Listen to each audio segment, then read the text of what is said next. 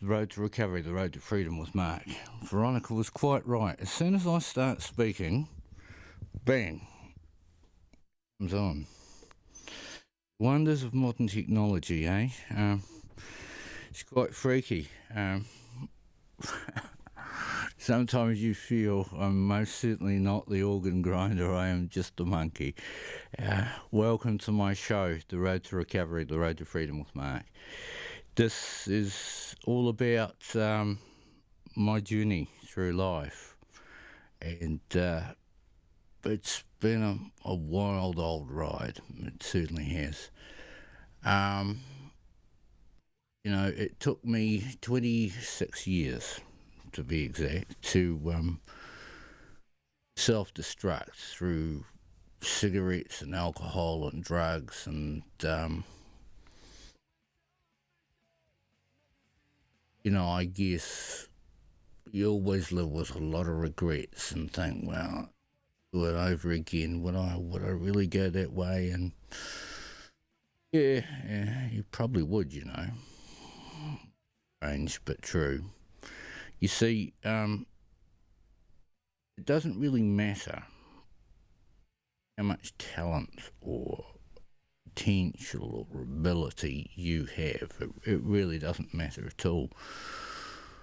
What I learned in my time is that every successful man or woman in history, whoever they might be, they all have one thing in common, and that is discipline, specifically self-discipline. And that is the true key to success for any young person watching this. That is the key to success, my friends.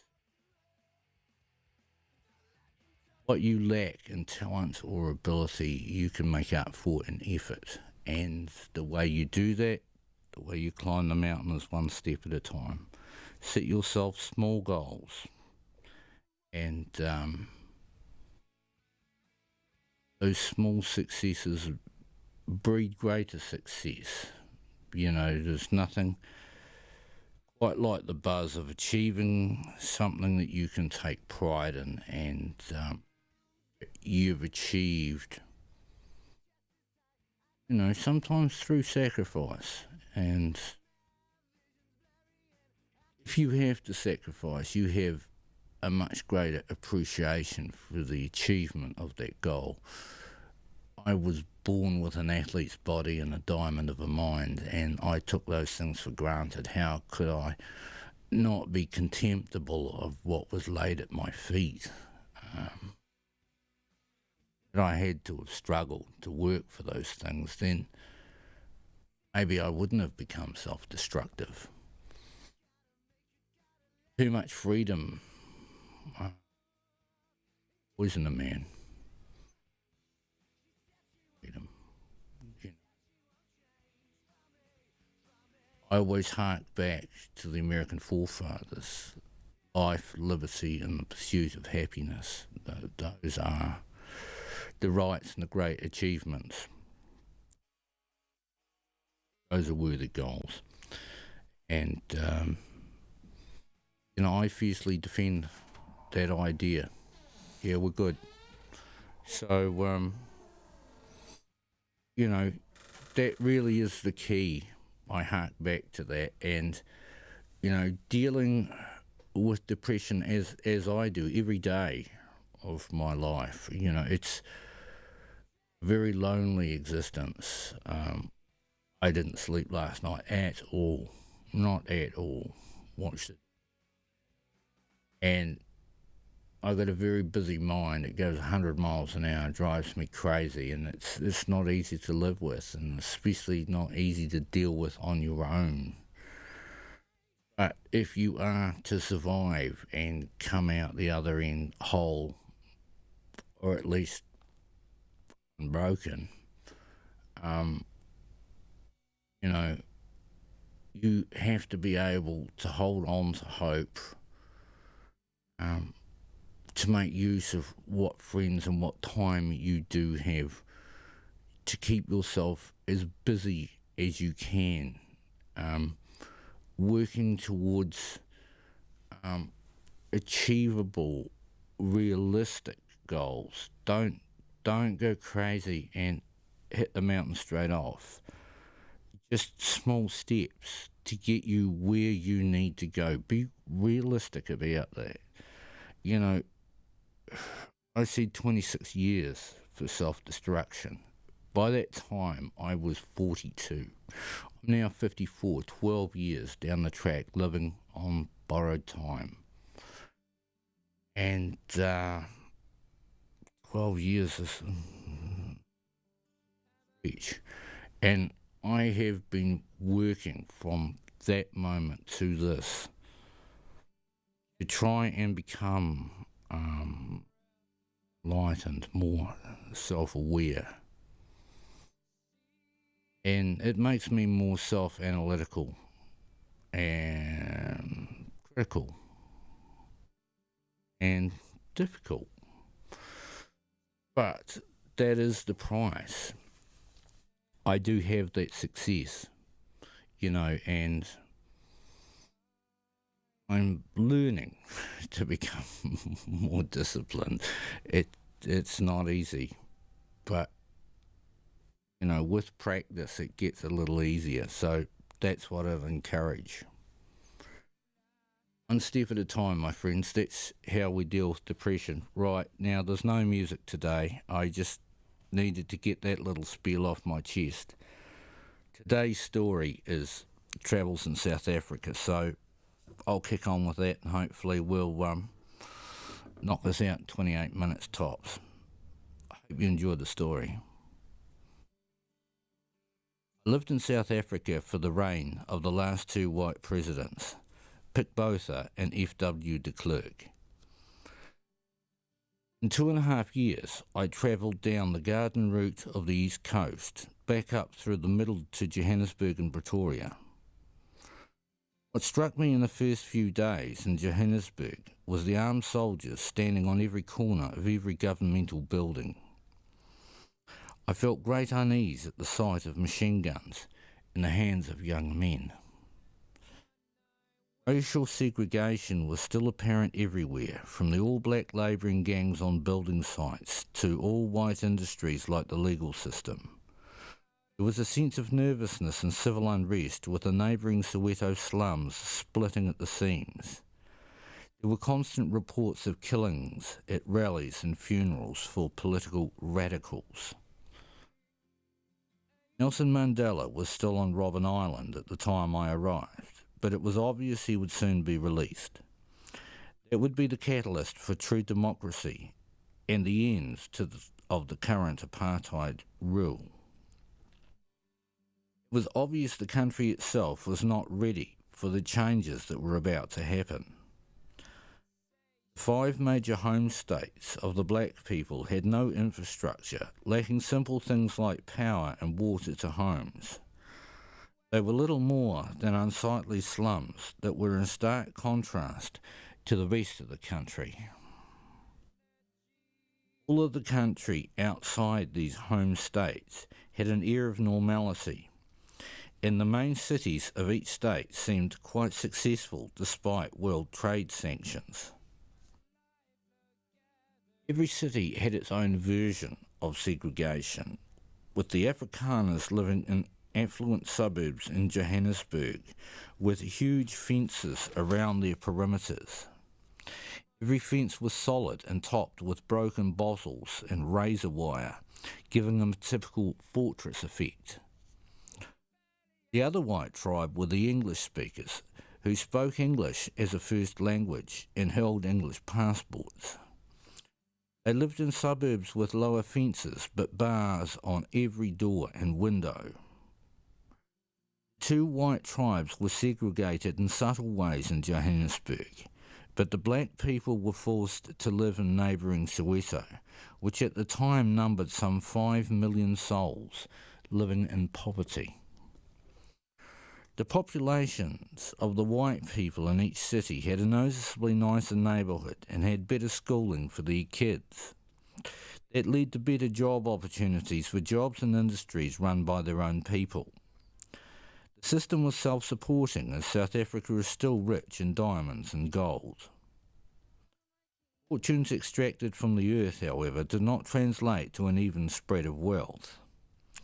At the other end of the scale were 33 black tribes in South Africa, some of which had no real representation in government and suffered terribly as a result. The people of Indian descent were caught in the middle and referred to as coloured.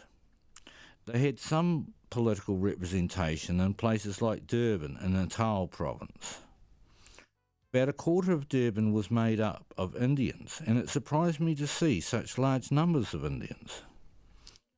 Nearby Ladysmith, their famous son Mahatma Gandhi worked as a lawyer before becoming famous for his peace protesting and political career. Despite some influence, they lived as second-class citizens and tended to live mainly along the east coast. In Durban, there are some 11 kilometres of beautiful coastline, with wonderful beaches all the way round. In the middle of the wealthiest section of the strip were two beautiful skyscrapers, the Maharani and the Ilangeni. One had a glass lift up the outside of the building to a nightclub on the top. Despite its political isolation, places like Durban, with its massive port, managed to thrive. Apartheid had a weaker hold on the population of Durban as opposed to Pretoria and Johannesburg. It seemed to lessen as we headed south and away from the spiritual and political homeland of the Afrikaners.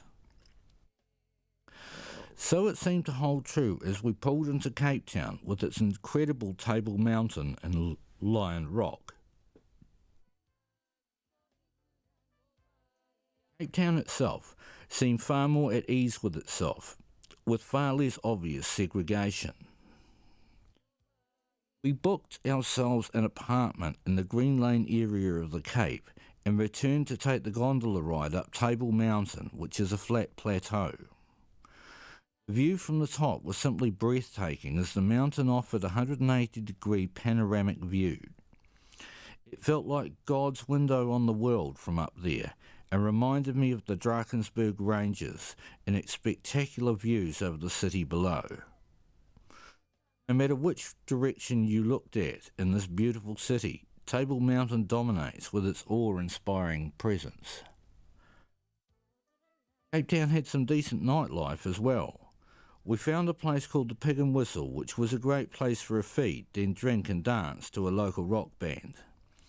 We had a great time there, drinking and dancing on the tables, as was the custom there. There was a notable lessening of segregation here too, with all races allowed on the same buses and some of the same beaches.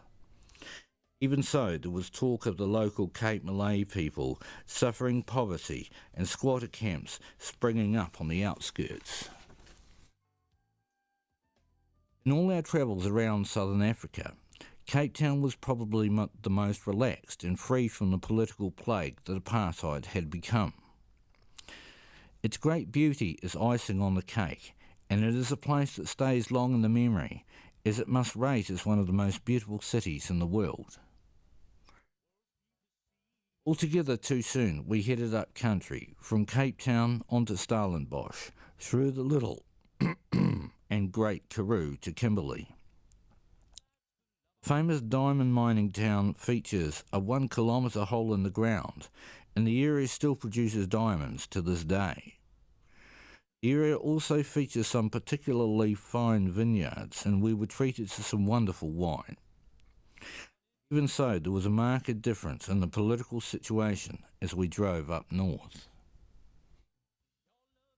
By the time we reached the Orange Free State, we were back in the old South Africa we had witnessed in Pretoria and Johannesburg. It was strange to witness different versions of apartheid in the one place.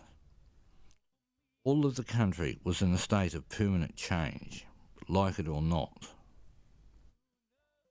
The last two successive white governments realised they were little more than night watchmen waiting for the new South Africa to be born. They mainly concerned themselves with trying to keep law and order and stopping the country from spiralling into war, as so many of its neighbours had done. One of our more interesting little adventures happened in Durban when we went to the Currie Cup rugby finals. Standing out as Kiwis meant plenty of people were interested in our journey and our impressions of the country. They were wonderful hosts, and one guy, David, offered to introduce us to a rugby-mad friend, Api Kitching, who lived with his family under a local stadium. He took us from Kings Park to Parks Rugby Club to meet Api, who immediately asked the four of us to stay with him and meet some of his friends. Api, who was Afrikaans, and his wife, an English speaker, were wonderful hosts and lived in an amazing flat built under the stadium Api looked after.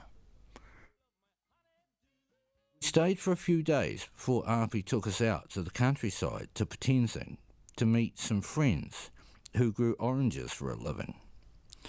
We didn't know what to expect and were amazed to see orchards as far as the eye could see in a valley serviced by a large dam they had built for themselves. We were taken to the homestead of Zol Ferreira, a descendant of Portuguese and Afrikaans, who had carved out an oasis for themselves in very harsh land. As well as oranges, Zol had an ostrich farm for extra income. Another relative and neighbour kept antelope for local consumption and local braai feasts or barbecue feasts held for all the local folks. First day and night we stayed there, Zol turned on one of these massive feasts for the four of us. All of the neighbours from miles around came over to meet us, and it turned out most of them were related. They lived in their valley pretty isolated from the rest of the country in a small microcosm of South Africa. Whilst there we met a relative, Espi Ferreira, the richest of the orchardists, who invited us to come over and visit. He owned a massive orchard in the middle of the valley, along with the local packing sheds, a bottle store and a few other shops in the small village he and his ancestors had built. He also had many black folks working for him, and their families lived on his land in very primitive conditions. The orchardists could not see why the black workers should live any differently despite the massive contrast in their lives. Even so, the orchardists were heavily armed in case of civil uprising. They were very isolated in Potenzing, and almost all of them belonged to the Dutch Reformed Church and are staunch believers. We stayed at Zol Ferreira's place as they had plenty of room with servants to help run the place.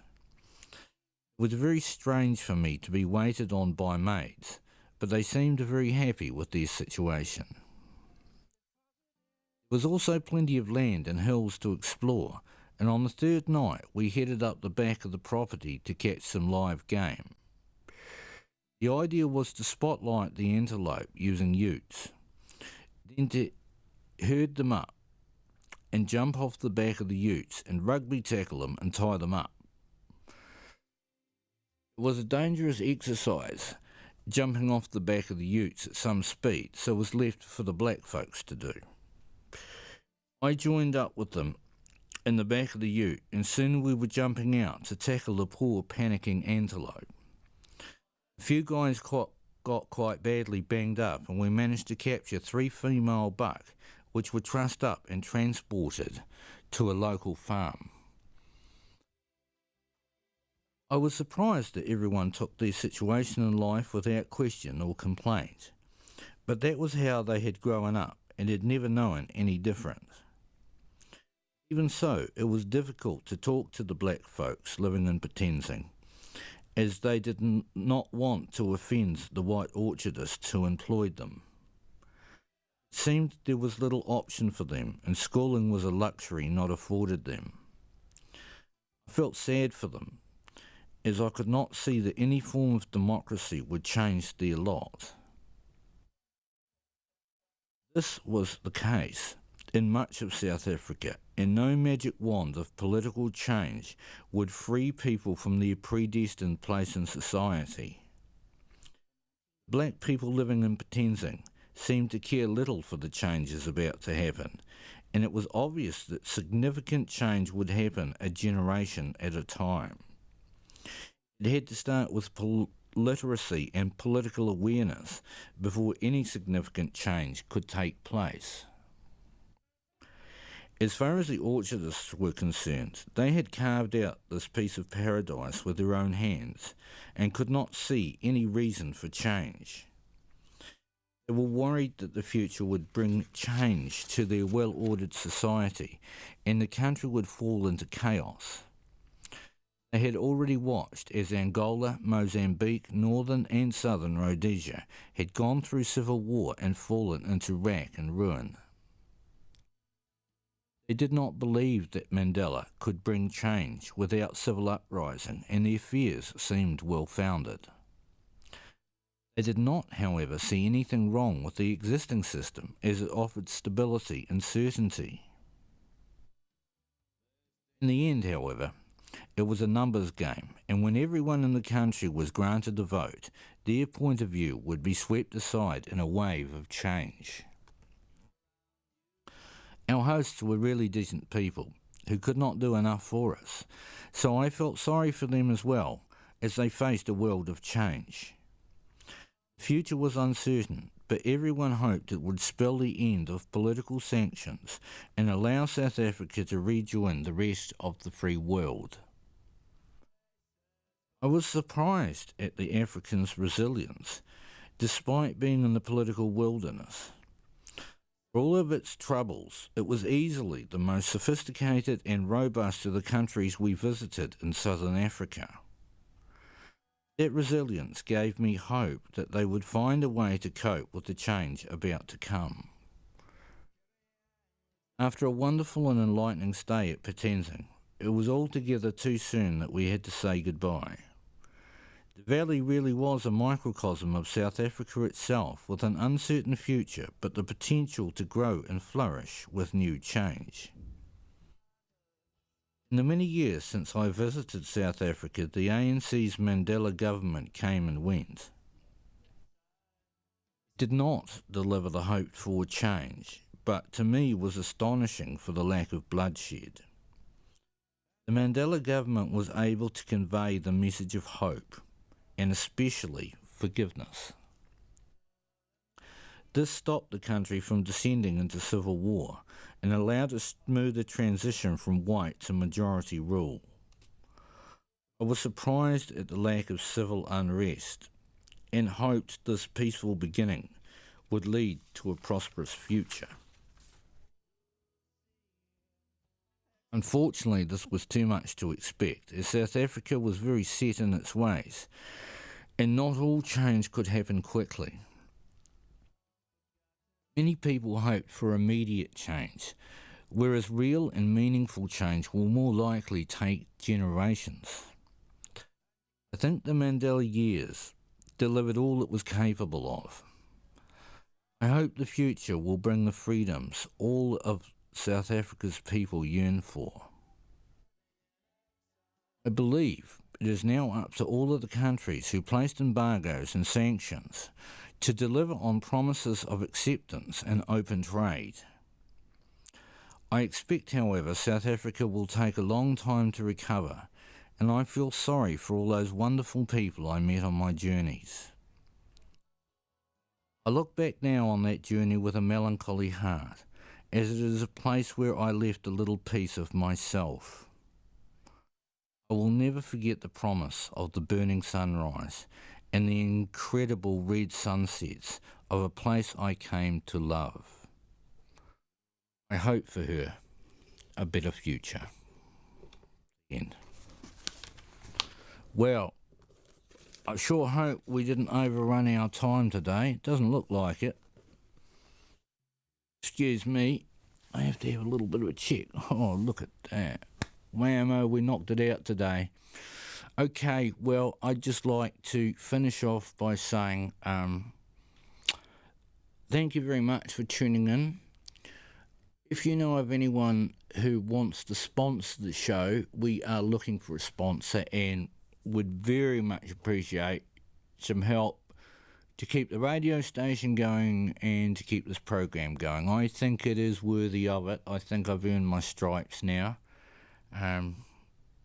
You may have heard my stories before. There are only a limited number, and whilst there are more to write, you know, a lot of them are dealing with my demons, and that is never an easy thing to do. And to do it succinctly and eloquently is a hell of a task. It needs a degree of inspiration, and most of all, what I was talking about before, discipline. And what I learned along the way was things happen when they are ready to happen. You need to give yourself the space and time. Don't give up. Keep trying, but just one step at a time, and those things will surely come. I hope at some stage I will be able to write maybe 10 more. And some of them, they may be too much to even put out there at all. You know, I went through some terrible times in my life. You know, I've had to bury some good friends along the way, and that is the saddest of all, when people go before their time. And I have become very, very grateful for what I have, and I try to get the most out of it at the time, not down the track, but value what you have right there and then, and realise that you are in this moment. Yesterday is gone, tomorrow is not yet here. All you have is the here and now. Regrets will drag you down, but what you've got to realise is they are pieces of the past, and you must, for your own good, let them go and deal with today and make that the best day that you can make it. Plan, by all means, plan for the future, set goals, make things happen. But what you got to realise is today is the most important day that you will ever have, the here and now. You know, birth, taxes, death, they are the inevitabilities. They are coming. So make the most of what you have, and gather the best around you and give them the time they deserve. Do not waste your time. Make good use of it. I will try to do the same, and be as happy as you can.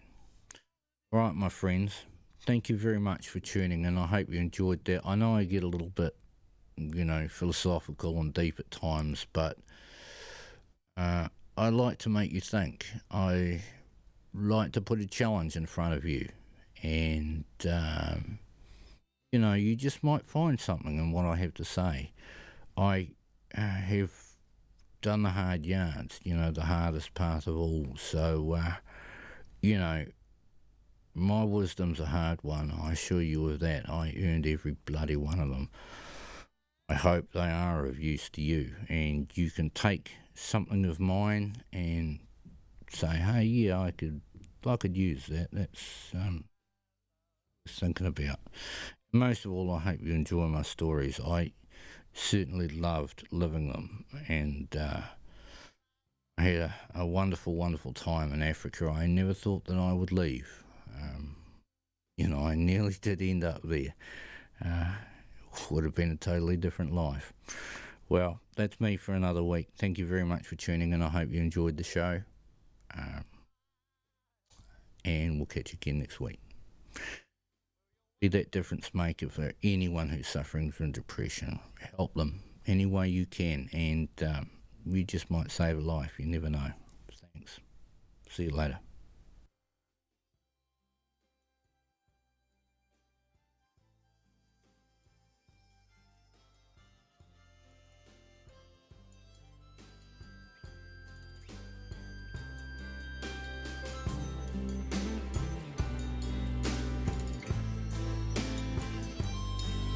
like rain falling down on me.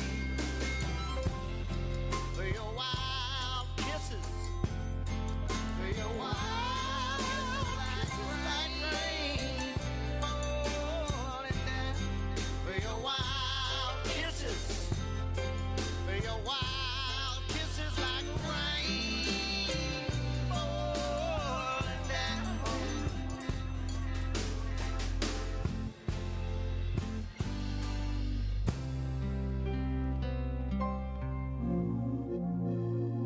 If you have a complaint about anything broadcast on this radio station, please contact the manager on 378 0255 and your complaint will be investigated appropriately. We are happy to provide a copy of the formal complaints procedure issued by the Broadcasting Standards Authority. If you feel that broadcasting standards have been seriously breached, formal complaints may be addressed in writing to the manager, Arrow FM, Queen Street, Masterton.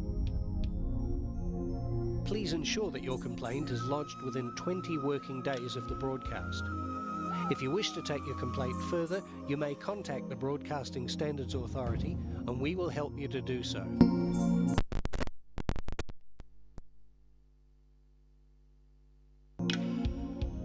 Arrow FM is committed to the highest standards of community broadcasting and welcomes your input.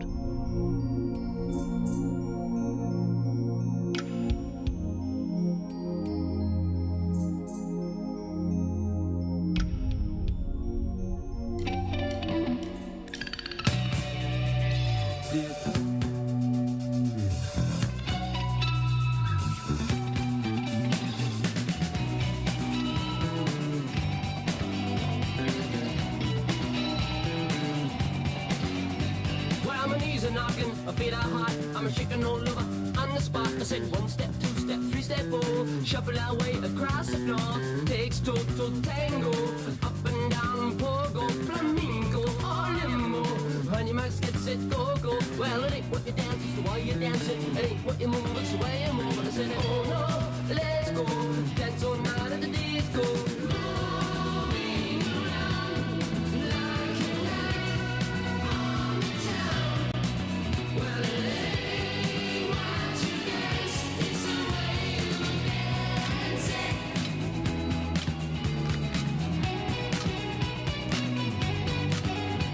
Well, my toes are twinkling, hop, skip and jump. Do the Charleston, do the bump. Dance the old, dance the new. Waltz to the schmaltz and soft shoe. Cha-cha, rumba, bossa nova, polka. Do the swim, walk, tootsie. I let those feet go free. Ain't what you dance, it's the way you dance it. Ain't what you move, it's the way you move. I said, oh no, don't stop. Bibbidi-bop-bee-bop, bee-bop. Moving around like a light on the town. Well, it ain't what you dance, it's the way you dance it. Oh, I couldn't live without music ever stop. I'll still be dancing till the day I die. I'll never stop now.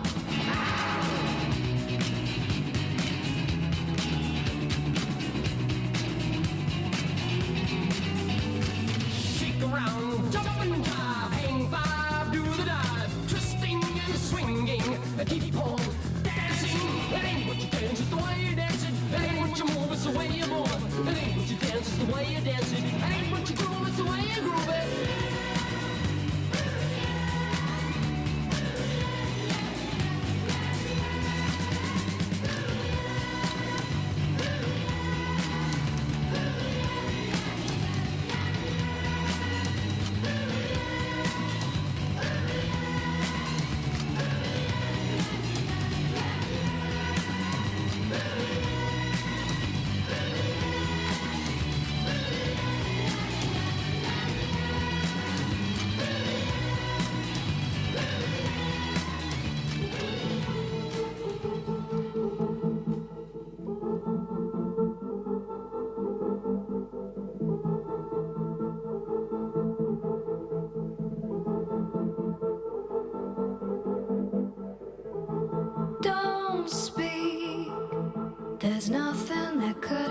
said we're not in tune. The only love you've known is one held on your own. Our clocks ticked out. 'Cause if you wanna hold me, if you wanna know, if you wanna show me you're mine, is if you want colder, I wouldn't mind. Say goodbye to loving, I wouldn't mind. Say goodbye to loving, I wouldn't mind. Say goodbye to loving. You held me, you held me.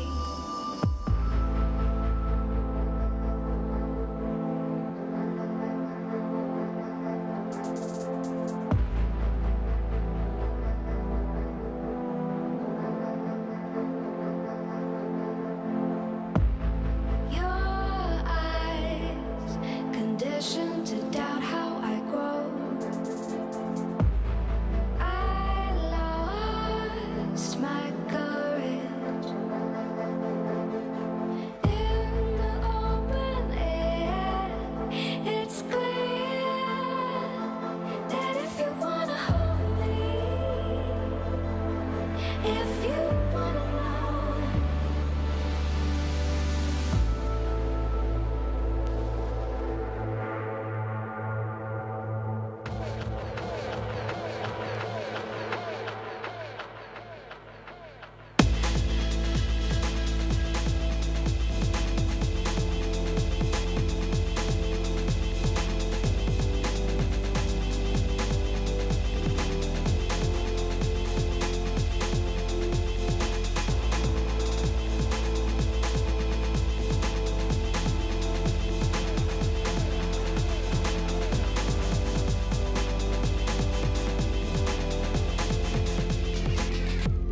cause if you want colder,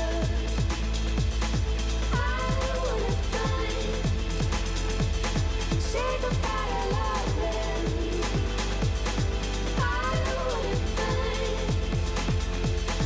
Say goodbye to loving, I wouldn't mind.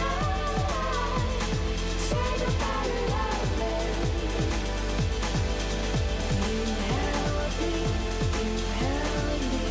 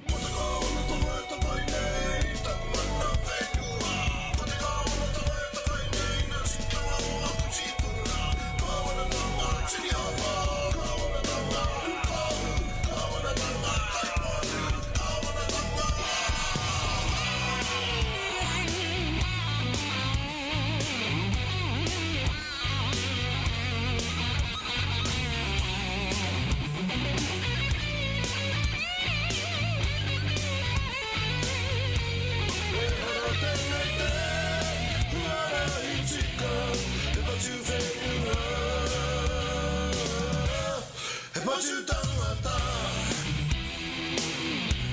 Kupurikitan mana Autatan sikuna Mana marie Mana venua Mana venua Sinora Sinatanga Mana venua. If you've just joined us, you're listening to Arrow FM 92.7, your community access radio station.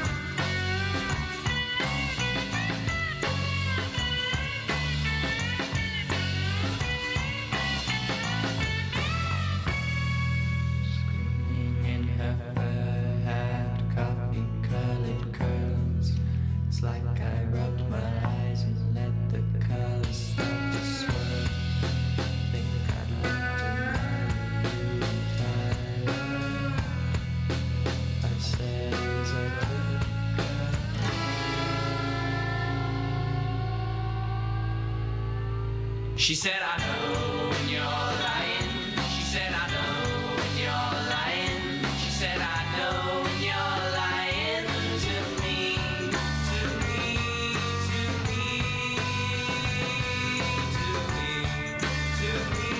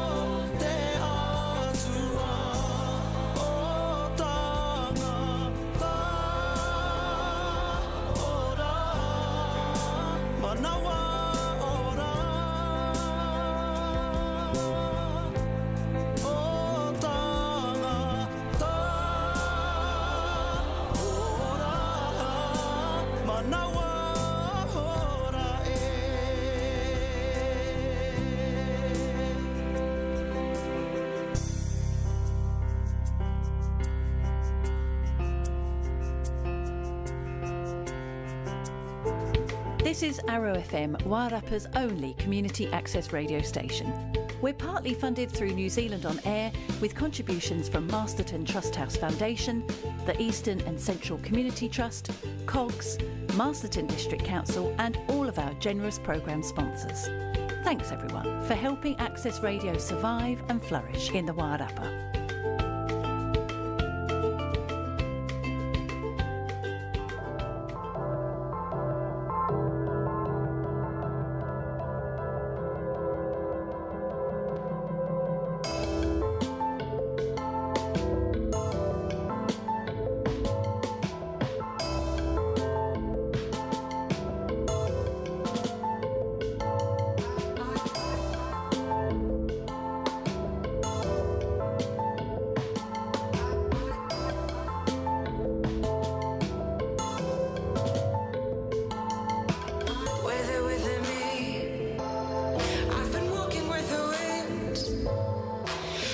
Chasing storms since the day that I was born. Felt it like a shock. I've been racing with the clock. I took under warnings since the rose sun this morning. Lift me up, you wanna chase me too.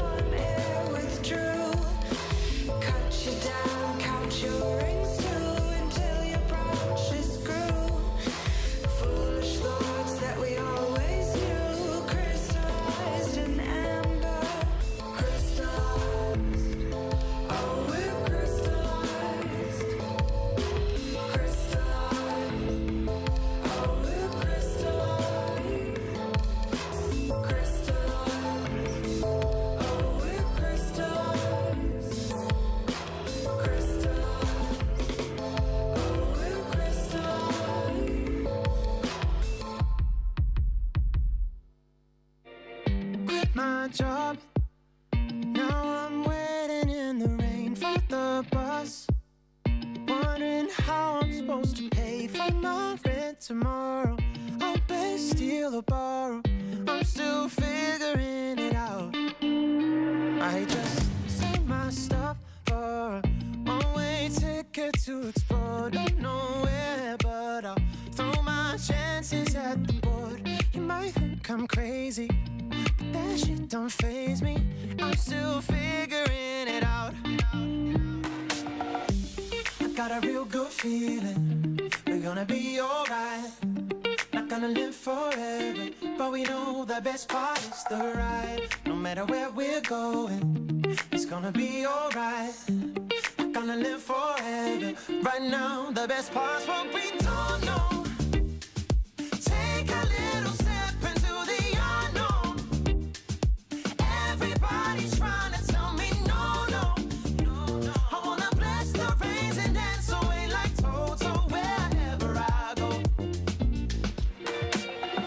Got no plan, just gonna see where I end up, do what I can, and see how far I stretch my luck. Now that it's all behind me, maybe I miss it slightly. I'm still figuring it out. Right now, the best part's what we don't know. Take a little step into the unknown. Everybody's trying to tell me no, no, no, no. I wanna bless the rains and dance away like Toto wherever I go. Wherever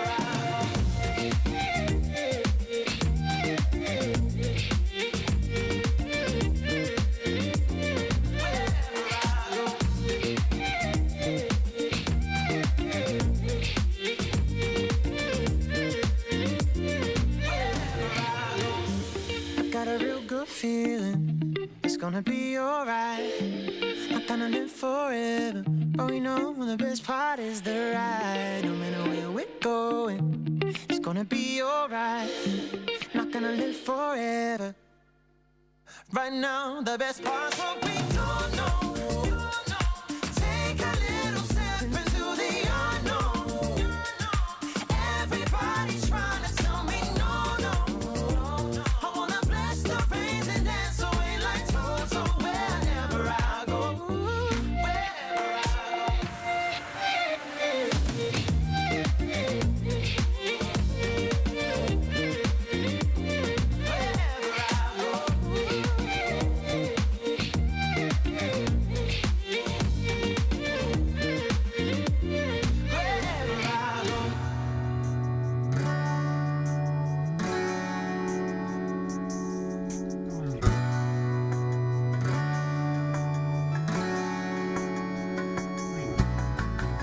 Dawn sweeps the shade from waking eyes, true as the dial to the sun.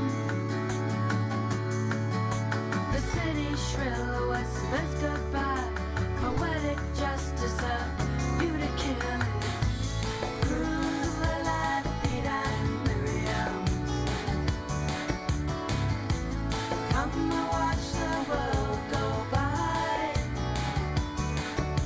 Pretend you're a tree, don't show the whites of your eyes.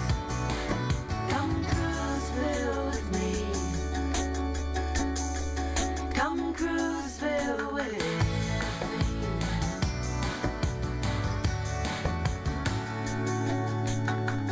Life's ancient riches, the jewels that they bring. A little bird told me you can't fly on one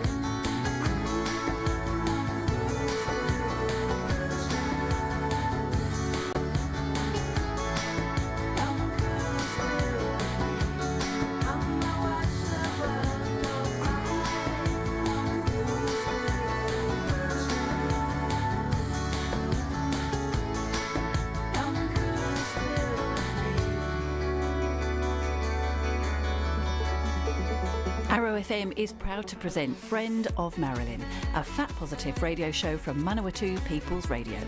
Join your host, Kat Porzay, for a show in which accepted ideas and stereotypes about fatness are challenged. FOM believes that safe spaces for fat people are important, and this show is committed to providing a forum where fat people get to speak for themselves. You can listen to Friend of Marilyn on Arrow FM 92.7 on Wednesday nights from 7.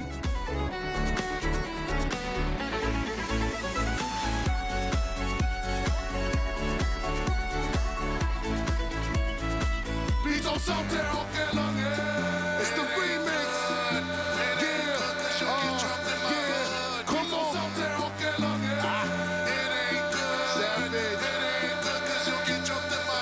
I'm hearing you still talking this, but none of your actions here is speaking to me. I'm talking it, walking it. My stop is sound will stop your movement. Hold up, who's this? Still living with cuts and bruises, so cut the boost. Before I rock your face with a pool stick, 30, don't rate it front line. P-Money scribe, savage and cross-eye. Everybody gets feeling that. Put them out just speakers like ill semantics. On stage for the crowd reaction. Everyone just pound your asses, keep it moving. You see the music. South Oakland, raise your arms. Let me see you throw it up. And I will always represent my crew, the Decepticons. How many dudes you know roll like this? How many dudes you know flow like this? Not many, infinity. Not many, infinity. How many dudes you know got the skills to go and rock a show like this? I don't know anybody. Y'all know who this is, act right. It's the kid coming up that's flow is untapped, wrote enough drafts, know enough raps off the head skill, little crush cats. But it's hard to spit without coming off arrogant, and y'all insist on dropping comparisons to y'all who sit. Mouths running and chattering, get off, but you're so embarrassing. Y'all don't want no part of this, upon this ish. I sort of ill like a pharmacist. I'm on to this, I've been broke like promises. So if you get me started, kids, you're gonna see the consequence, and y'all don't want that. Cause I stay on, give me your words to play on, and I'ma make your writtens look thick like you lost a pen and wrote it a crayon. But yo, y'all should play the back like scenery, I'm dope. The writings on the wall like graffiti, so y'all can even hold your own. You get a manicure if you going toe to toe. Suppose you know that I shoot tracks like kicks, cause I'm clean when I lace mine. I break minds if I put a watch in a bum bag. That's the only scene where I waste time. Let's go. How many dudes you know roll like this? How many dudes you know flow like this? Not many, infinity. Not many, infinity. How many dudes you know got the skills to go and rock a show like this? I don't know anybody. How many dudes you know roll like this? How many dudes you know flow like this? Not many, infinity. Not many, infinity. How many dudes you know got the skills to go and rock a show like this? I don't know anybody. Yo, Scribes here, so give it up. I never put the mic down when I pick it up. I rip it up, so dope this year. Everybody wanna hit of us, but y'all need to breathe because you're hicking up. We refuse to leave, you can't get rid of us. Yo, they think I'm on drugs because I come in the club and I be dancing by myself like I don't give a what? Scribe on the mic, I write an elegant flow. Even drop it as you go for the lyrically slow. Not hypothetically, physically letting you know I got my rhyme packed tight, I'm ready to go. Made some mistakes in the past, that was yesterday. Today I'm on my way to a better way. Forever bringing together what you separate. So whether you like it or not, I'ma elevate. You know this rhyme has been taking time to celebrate. Relax and take a breath, yo. I'm here to stay, you're not going away. Can I get a yes, yo? Yes, yes, yo. Yeah, check it out. Check it out. Check it out. Ain't no one like me. How many dudes you know roll like this? How many dudes you know flow like this? Not many, infinity. Not many, infinity. How many dudes you know got the skills to go and rock a show like this? I don't know anybody. How many dudes you know roll like this? How many dudes you know flow like this? Not many, infinity. Not many, infinity. How many dudes you know got the skills to go and rock a show like this? Check it out, yeah, check it out. Can you please give it up for Savage? It's all good, thank you. It's all good when you come to my hood. Can you please give it up for Savage? It's all good, yeah. Oh, thank you very much. Peace.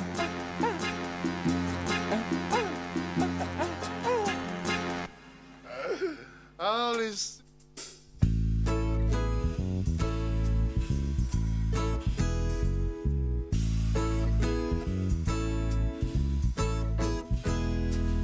Mother, dear old mother, and dear old pappy too. I left my home to wander, but I'm coming back home to you. I'm yearning for returning to my home, to pappy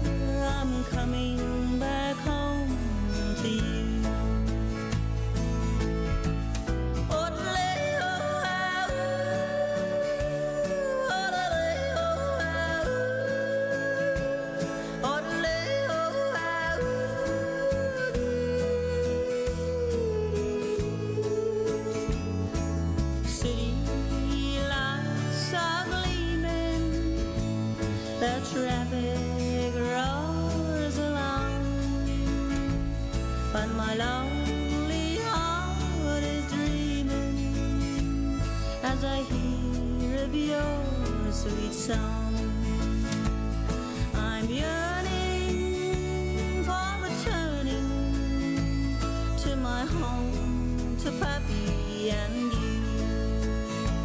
Sometimes I feel so lonesome, and sometimes I feel blue. But my wandering days are over. I'm coming back home to you.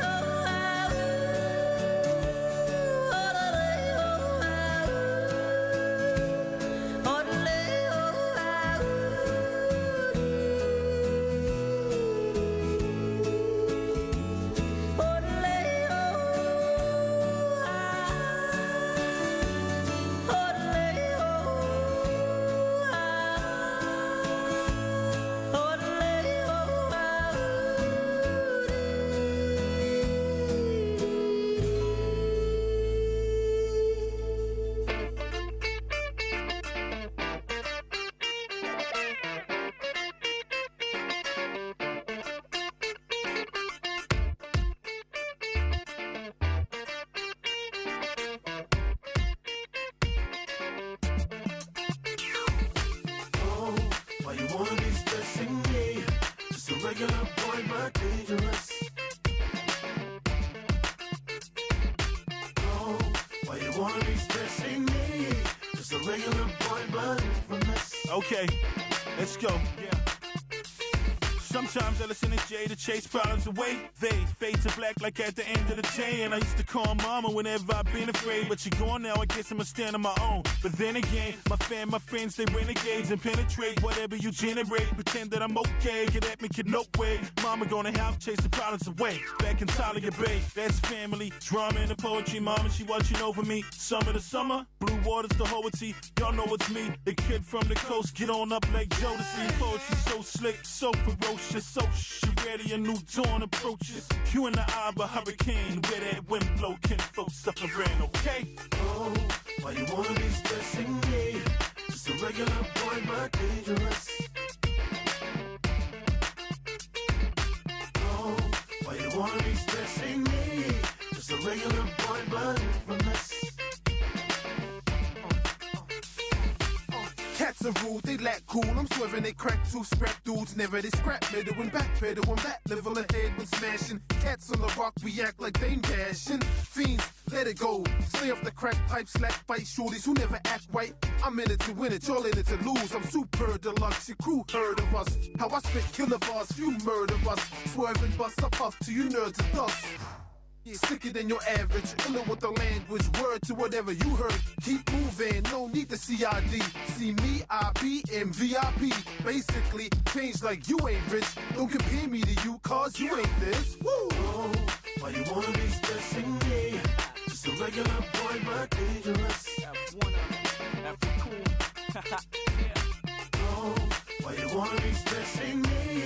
Just a regular boy, but infamous. I got it from here, knee down. Yeah, settle down, huh? John Hancock's on the dotted line. Now I'm making moves to make the rules move over. Hancock with ink stains, but not a thing changes. Still fans first, still hands birth. Still race, not nose wearing pants worthless. Spit that sim, that's for sir. Won't worry where the cats concur. Just stick doing you, let me rack up the serve. Yeah, KJD, he right on my sleeve. That's my heart there. He nods there. Illmatic still at it when the fees on there. Don't pay me once, I'll slave for that Jones. Amazing, huh? How I just play with the foes by saying how the change is a no and the aim is to go. I got the same sort of goal, but the setup is that better. I'm not your regular now. Oh, why you wanna be stressing me? Just a regular boy, but dangerous. Oh, why you wanna be stressing me? Just a regular boy, but infamous. Oh, why you wanna be stressing me? Just a regular boy, but dangerous. Oh, why you wanna be stressing me? regular boy, but infamous.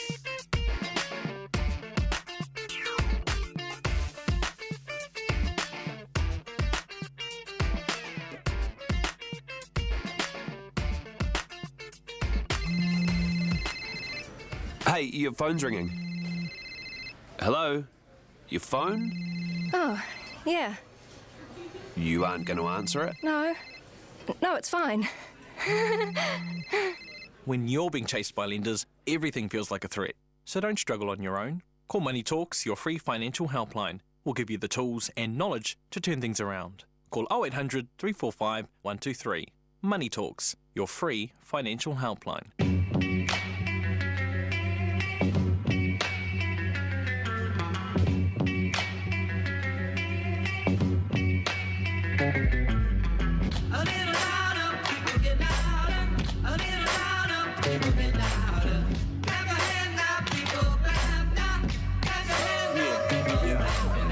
In the door, waving my Air Forces. I can take you back to 04, make you nauseous. So sick with it, rolling in my whip, tin and split. Lit it, holding on a kitty with no knitting on it. I'm the man, call me Dan Rosario. Take you to church like a Presbyterian. Spit fire like the house Targaryen. You much ado about nothing, Shakespearean. So I got a little bit older. Still got my legs chip on my shoulder. I walk around like I'm a soldier. Fresh kicks, chip on my shoulder. Yeah, I got a little bit older. But don't give a fuck, chip on my shoulder. I walk around like I done told ya. I'm on the come down, chip on my shoulder. I said I'm back now, but what about my background? 4 weeks, #1, misfits on the plaque now. I state the facts, boy. You but rap, boy. Got your girls account, and that is getting hacked, boy. Keep making mistakes, I'm there with the takes. Faded, outdated like a case mistakes. Guess which twitching is what they wanna play. I'm way too twisted and dark, they run away. So I got a little bit older. Still got my legs chip on my shoulder. I walk around like I'm a soldier. Fresh kicks, chip on my shoulder. Yeah, I got a little bit older. But don't give a fuck, chip on my shoulder. I walk around like I done told ya. I wanna come back, chip on my shoulder. Look at me now. Don't tell me that ain't a perfect specimen of a man. I'm so bad, you know what I've been doing? Last week I went out to the jungle. I wrestled with an alligator. I tussled with a whale. I done handcuffed lightning, throw thunder in jail. I'm bad, man. Last week I murdered a rock, injured a stone, hospitalized a freak. I'm so mean I make medicine sick. So I got a little bit older. Still got my looks chip on my shoulder. I walk around like I'm a soldier. Fresh kicks, chip on my shoulder. Yeah, I got a little bit bolder. But don't give a fuck, chip on my shoulder. I walk around like I done told ya. I'm on the comeback, chip on my shoulder. Kia ora koutou Wairarapa. My name is Jane Ross and I'm the founder of Film Talks Wairarapa, and I'm joined in the studio today with a couple of the creative team members behind the new feature film Stray.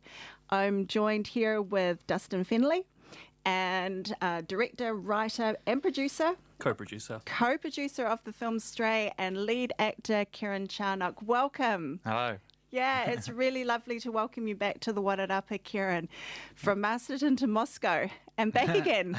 Yeah, we're going to be talking about that journey with you.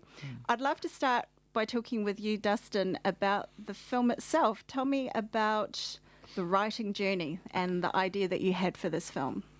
Yeah, sure. So I first had the idea in 2008, and then I didn't really start writing in earnest a screenplay. First draft was probably in 2011, and then there was like an official script development phase that probably went to about 2014. Critical part of that was attending the Binger Film Lab in Amsterdam, which is a 6-month-long international residency for first-time writer-directors who are developing a project. And so they fly into Amsterdam, these kind of fancy international mentors that really push you and challenge you to find what it is that's at the heart of your material, you know, what the kernel of or the truth of the story is, and you refine your own particular filmmaking voice. And so that was really instrumental in taking it from something that was very vague in terms of a script to something far more singular, distinct, and bold, I guess. And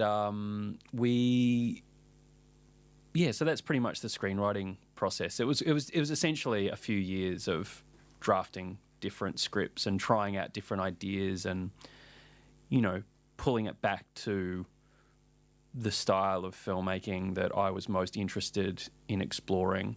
So essentially, in some ways, I went down some rabbit holes and tangents which are now, you know, nothing like the film, if that makes sense. Right.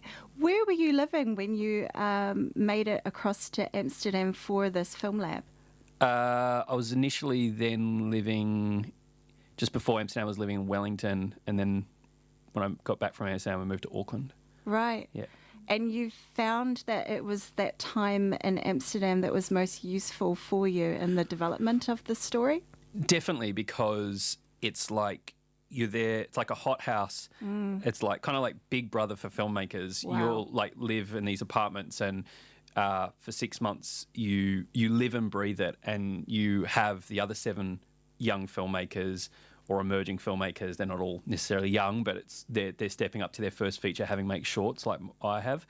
And you've got just these amazing, you know, people flying from LA or Copenhagen or I don't know, Belgrade, or all these people in the high level international film industry, be they screenwriters, directors, editors, distributors, what have you, reading through your script, testing it out, and pushing you to be more distinctive, you know, to be more, what are you bringing to the screen that hasn't been done before?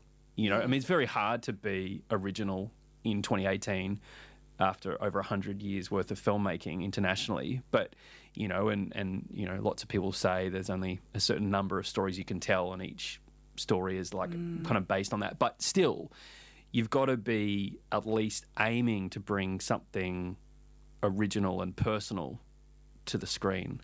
Otherwise, it's not really worth doing, in a way, because, you know, this project has consumed me for 10 years, really, in a sense. Gosh. It's been living in my head for 10 years. Yes. So if you're not deeply, deeply passionate and have full belief in it, it's not worth doing. You've got to really, really believe in it, even when others don't, you know, or even if it's not apparent to others why it might be interesting to an audience. And so you've really got to, it's a fight to bring it to the screen, I think. So the story of Stray is very much a character-driven story. So let's talk about those characters. Who are the central characters to the story? Yeah, so it is a two-hander. So there's Jack, who's 21. He went to prison. In his backstory, he went to prison when he was 18 for trying to kill the man that killed his girlfriend in a hit and run. And so he's coming out of prison. He's on parole when the film starts, and he's basically trying to live again and find his identity again and get over his institutionalization and the grief that he still has, the shame that he still has. And he kind of skips town when his kind of parole scheme job falls through temporarily, and he goes to a crib in the South Island, Central Otago, that belongs to his father, who it's kind of sensed that he has an estranged relationship with. And he goes there alone, and I think initially he goes there to probably subconsciously retreat and repair somehow, to be surrounded by nature. But it doesn't really initially really change a lot for him, just simply moving from a urban alienation and isolation to a more stunning scenery, nature isolation. And so the self-destructive cycle actually, in a sense, gets worse because he's now near the scene of where all this stuff happened, in terms of right where Gosh. So basically, then the other character is a woman in her mid-30s called Grace, who is from Kosovo in the Balkans. So she's a relatively recent immigrant to New Zealand, and she's, at the start of the film, is coming out of psychiatric care. And she, because of her geographical dislocation, she doesn't have any fun or friends to lean on when she comes out of psychiatric care. So she's kind of adrift and essentially homeless in a way.